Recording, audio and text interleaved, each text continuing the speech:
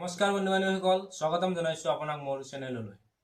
আজিৰ এই ভিডিঅ'টোত মই আপোনালোকক জনাম কিদৰে আপুনি আপোনাৰ ফেচবুক একাউণ্টটো সুৰক্ষিত কৰি ৰাখিব পাৰিব।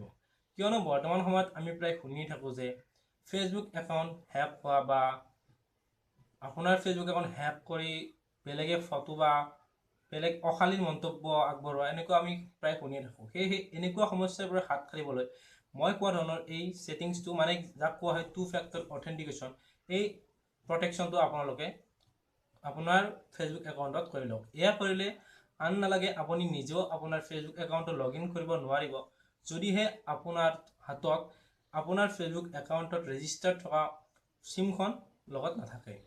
মই আপোনালোকক প্ৰেক্টিকেলি ভালদৰে দেখুৱাইছোঁ, সেয়ে ভিডিঅ'টো ভালদৰে শেষলৈ চাই থাকিব।